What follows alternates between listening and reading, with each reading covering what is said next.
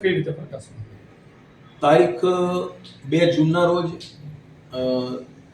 જે મરણ્યા બેન હતા એમના સગાવાલા પોલીસ સ્ટેશન આવેલા એમને જાણ કરી હતી કે એમના માતાનું વાકલ ગામની આવેલ સીમમાં જેમાં આંબાવાડી છે એમાં મૃત્યુ થયું છે. તેથી પોલીસે ઘટના સ્થળે જઈને તપાસ કરતા સદર મરણ જનાર બેનના શરીર ઉપર એવી કોઈ દેખીતી ઈજા જણાતી ન હતી, પરંતુ અમુક વસ્તુ શંકાસ્પદ લાગતા તાત્કાલિક આજુબાજુ લોકોની પૂછપરછ કરી હતી.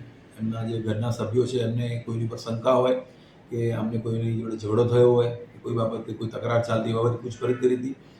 પ્રાથમિક સ્ટેજે એવી કોઈ ઈજા ન જણાતા અકસ્માત મોત દાખલ કરી સદર મરણ જનાર બેનનું હોસ્પિટલમાં પોસ્ટમોર્ટમ કરવામાં આવેલું હતું. પોસ્ટમોર્ટમ દરમિયાન એ બેનને ગળાના ભાગે ભીંસ આપવાથી એટલે સ્ટેગ્યુલેશન એના આધારે એમનું મૃત્યુ થયાનું વધુ અપડેટ આવેલું હતું. જેના આધારે મરણ જનાર બેન છે એમના પુત્રીને બોલાવી ખૂનની ફરિયાદ દાખલ કરવામાં આવેલી હતી. ફરિયાદ દાખલ કર્યા બાદ પોલીસ તપાસમાં આ જ્યારે બેન ત્યાં આંબાવાડીમાં ગયા એ પછી કોણ કોણ લોકો ગામમાં નથી અથવા એ જે સમય હતો જ્યારે આ બેન આંબાવાડીમાં ગયા હતા ત્યારે કોણ કોણ લોકોની હાજરી હતી એ એંગલ પર પોલીસે તપાસ કરી હતી.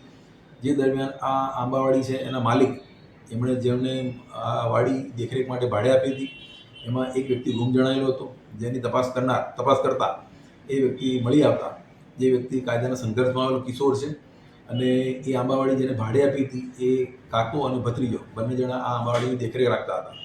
અને એ કાયદાના સંઘર્ષમાં આવેલા કિશોરની પૂછપરછ દરમિયાન આ જે મરણ જનાર તુલસીબેન છે એ આંબાવાડીમાં વારંવાર પડેલી પાકી કેરીઓ વીણવા આવતા હતા. તેથી અગાઉ એમને ના પાડેલી છતાં પણ વીણવા આવતા હતા.